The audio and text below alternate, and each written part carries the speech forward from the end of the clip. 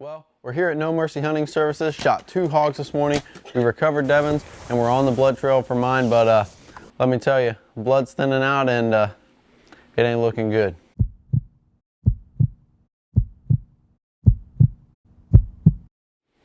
Well, after we found Devon's hog, I was kind of thinking that I would have the same deal, you know, heavy blood, easy to find, pig ran 50 yards. Well, about 300 yards later, I realized that wasn't going to be the case. I mean, we were down at one point on our hands and knees looking through the dirt, just trying to find the ants that were crawling on the blood. So, you know, it was tough. It was so tough. We didn't think it was a bad hit, you know, maybe a little back, but still, it was so tough. And I was not going to give up on this animal.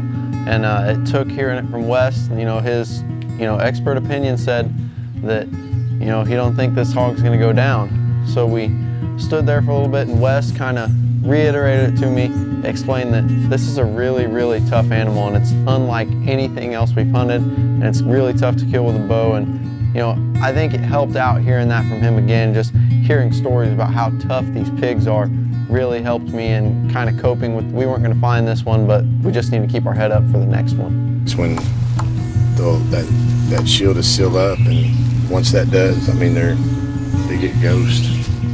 I probably hugged it just up a little tighter on it. I mean, it's a good shot, but just for Could have been a deer. This type of environment. Oh, if it had been a deer, I mean, I've been 100 yards, we'd have found it. But I mean, that's the thing about pigs; they're tough, and they're totally non-typical of any other animal you're going to shoot. They're built to survive. I was telling you, I had one, about a 200-pound pig, and we shot him in here. And when we went to clean him, he had a half an arrow shaft coming up. The blade was in his jawbone. He had, in between his shield and his shoulder, 12-gauge slug that was mushroom, but it never penetrated the meat. It was in between the meat and the shield. And then in this leg right here, you could see the wound path. It was a 50 caliber bullet, mushroomed, lodged in his bone. So he'd been shot 3 different times out in the wild. Never died. Come in here, and we finally was able to kill him. Find all those tokens. That's crazy. Just tough animals.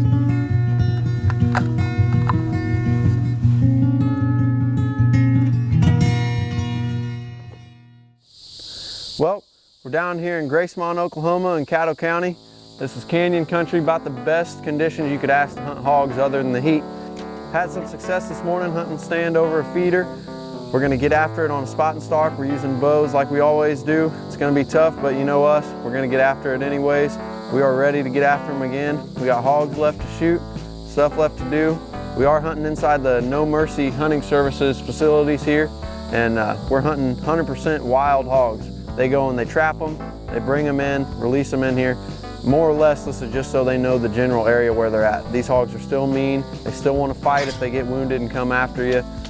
Still just as dangerous as going and getting them out in the wild. I think we're going to get after them. We're going to go on a spot and stalk, and hopefully we can get some footage of a hog getting shot on spot and stalk with a bow. It'll be tough, but we're going to get after it. Well, our guide Wes was kind enough to give a phone call to his buddy Keith Hagan. Keith is with Okie Wild TV, and he came out to go on our spot and stalk hunt with us, and it was obvious right off the bat Keith was no amateur. We were on hogs 5 minutes after we started off into the woods, so we were jumping them, came to full draw, double digits at times, and this was definitely one of the most action-packed parts of the hunt.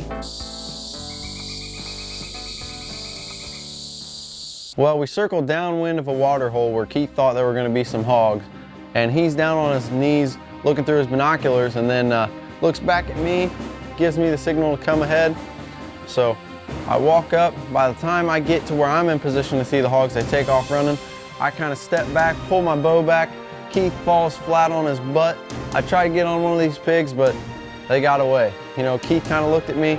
We discussed what had happened. It wasn't long. We made it maybe 10 or 15 more steps down to the other end of this water hole, and Keith's down on his knees looking through his binoculars again, and same thing happens. He looks back at me, waves back, and same deal. Hogs spook up, and this time it was some bigger hogs. I mean, they were probably 150 to 200 pound pigs. Took off running to the right, and just wasn't seeming like it was going to happen.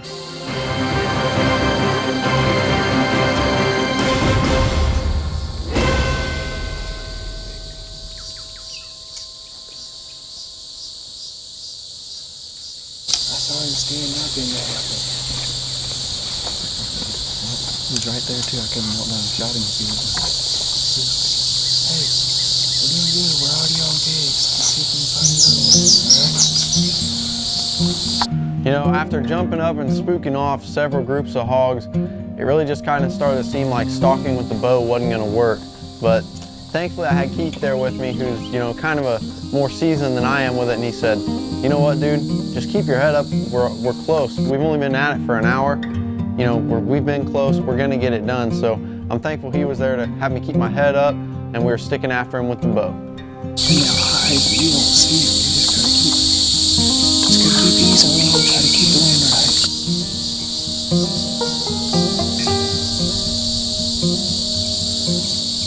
right. Well, it kind of slowed down for a few minutes, maybe 10, 15 minutes later, and then all of a sudden, a whole herd of hogs goes walking about 65 yards in front of us, just out of range for me to get a shot. I mean, good grief, the amount of hogs that went by, probably 25 or 30 pigs, go from the right across this little pond to the left, and I was just devastated that we didn't get a shot at them, but Keith grabbed me, said, hey, we're gonna sneak around here, we're gonna try to get up on top of this hill over where these hogs did, sneak up this side of this hill and get right back on them, so we're gonna give that a shot. We're gonna go downwind, get up the back side of this hill where we think they're laying, and that's exactly what we did.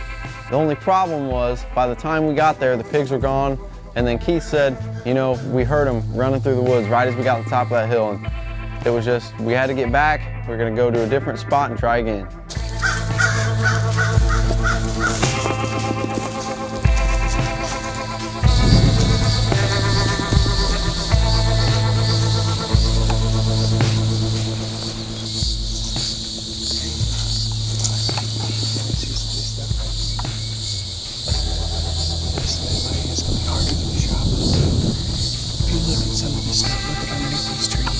And they nest out and they get up underneath there.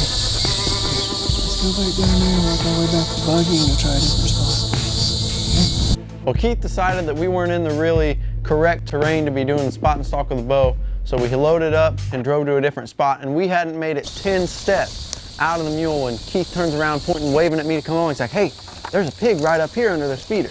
So right off the bat, we were on that pig, and what we were gonna try to do was sneak around the back side of where that feeder was, because that's where we'd be downwind.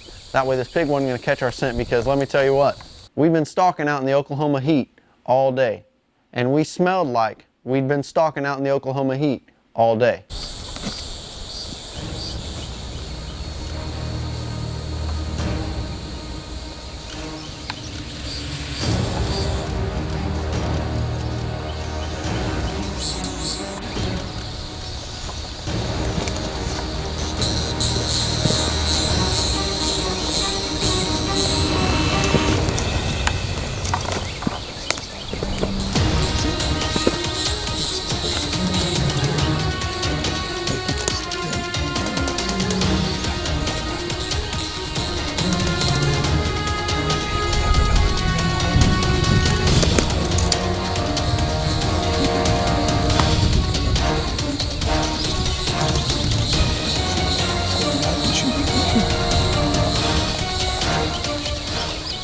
Well, we got worked around in the position we wanted to be, and right as I'm about to shoot, hog starts moving to the right. It stops. I'm about to click off my release, and I just couldn't tell where I was aiming. I knew I could see the front shoulder of the pig, and I kind of had my pin sitting right there. And afterwards, Keith was like, you know, why didn't you shoot? And I said, well, I could see it was its front shoulder. And in that moment, he was like, dude, you're shooting a fast bow, you're shooting good arrows, you're shooting a good broadhead. Next time you got one standing there with its front shoulder right at you, just shoot it through that front shoulder. See this right here? See how low their heart sits? So the best way is to quartering away on them hogs. You know, but if you shoot them back behind there, we'll get a lot of blood because you'll hit the liver, but we may not find it.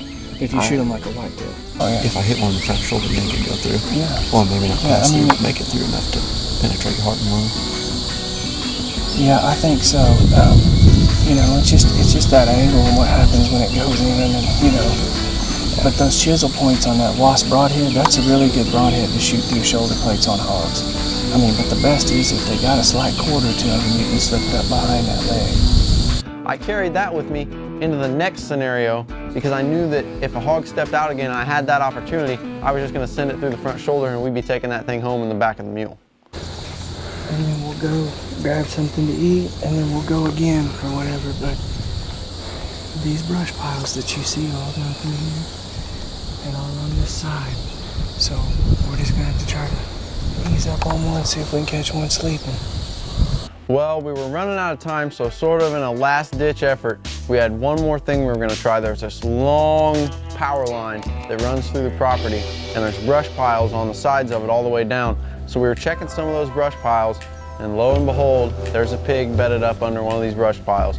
Pretty good sized pig, think it was a sow, and we just couldn't get the thing to come out. I could not shoot into the brush pile, but we couldn't get it to come out. It was staring right at us, it was on its feet, just couldn't get an arrow through there. So eventually, Keith starts throwing logs at it, trying to get this pig to come out, and obviously, we weren't prepared. It went the complete opposite way we thought it was going to. Sometimes it's just how it goes.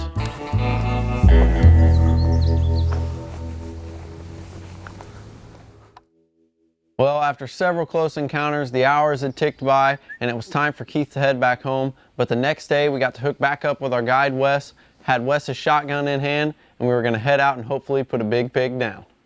We've been at it for 2 freaking days now, and it's just so thick. And we've been 10 yards from hogs. You just can't shoot at them because you're shooting a bow and that arrow will get deflected. So our guide here, Wes, was nice enough to lend me a shotgun. So we got some slugs we're going to go in after them, and I think we'll be back with you with a big pig shortly. Well, our plan going into the spot and stalk with Wes was to kind of break the mold of spot and stalk and just stay in the mule, try to spook up some hogs, jump out and shoot at them with the shotgun.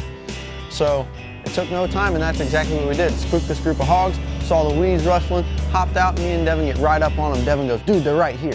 So I'm looking, 25, 30 yards out, and I'm thinking, I'm gonna see one of these pigs and just bust him. I didn't know that right here meant, dude, they're almost standing on our boots. We look down, by the time I get my head down, hogs go right, hogs go left, they get away, and I got nothing but a hard time from Wes because I didn't get one of those pigs that were at point blank range. 5 feet from the pigs, and your host can't decide if he wants to use the shotgun that I loaned him or go for the pistol that's not going to kill the damn pig anyway. Well, we ended up getting on one more good group of hogs, and I mean, they were close. If Wes would have opened up the driver door on that mule, he'd have hit one of these hogs. I flipped the shotgun over, got on one of the hogs. I said, Devin, are you on? And I guess that pig heard me because it took off. I let one slug fly and just completely missed. Yep. Go, go, go, go.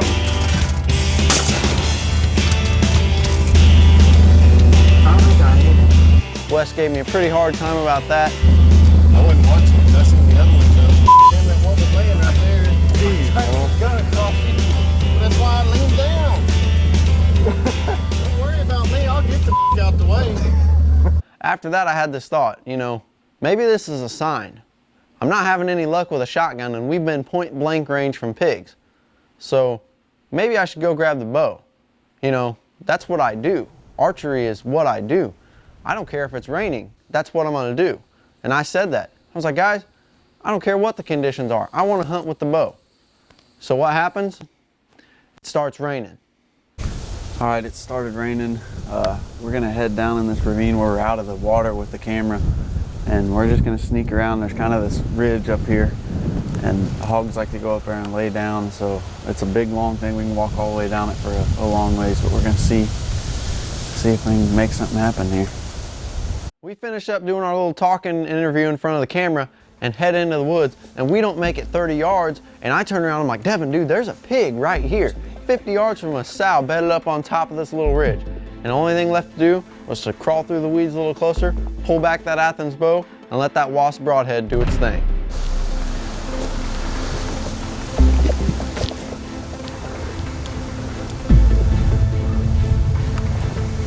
Is it still there? Yeah, you're still there.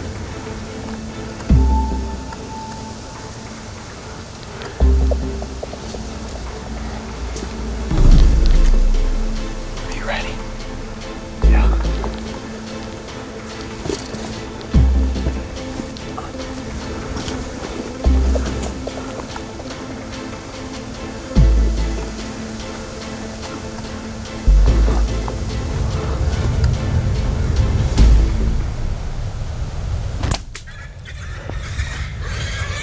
kill? Spined it. Oh, Spined it. It's kicking right there. Still laying there, huh?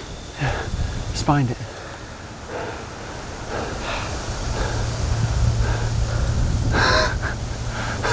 We weren't really sure how things were going to turn out. It started raining. We thought we were just going to have to go back, pack it up, and come back out after we went and had lunch. And on the way back, we decided we were going to stop and check another little ravine spot and get out of the rain. It was pretty dry up in there, and we hadn't walked more than 30 or 40 yards and saw this girl laid up on the top of rigs. They get down in those burrows, and all we could see was a fur standing up on top of her back and just below the spine, and went up there, drew back, ended up putting a spine shot on her, and we got to her. She was already expired. So really thankful for this hog and glad that we can make it happen, and we still got another day of hunting left, so we're gonna make something else happen while we're here. You know, after losing the first hog that I shot, I was really finding it hard to stay motivated to be going after another hog. But sitting down behind this hog that I just killed, I realized that in hindsight, it's everything leading up to it that makes the hunt worth it. It's all the hard work, all the hours we spent getting ready, all the hours we spent in the woods out in the hot sun with Keith and with Wes, and just the people we got to be around, the memories we got to make that all made it come together and made the whole hunt worth it. And when you look at things like that, you realize that it's the little things and not the hog at the end that really made the hunt turn out to be one of the best experiences I've had in the woods. And I truly think God had a hand in putting me around the people that I was around. And I don't think if you put me back in the same situation with the decisions to make over again, I wouldn't have it any other way. I'd still pick to be out there doing it all over again with my best friends, and those were some of the best memories I've made.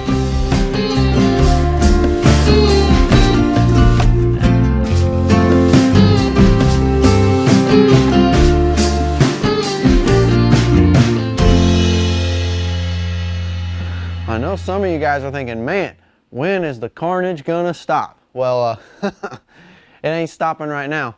I still got my bow, I still got more arrows, and I got one more pig to shoot. Devin's got one more pig to shoot and more ammo loaded up for that 300 Win Mag, and we still got batteries for this camera. So I gotta get this dang mic off because we got pigs to kill. Next time on Twisted Sticks TV.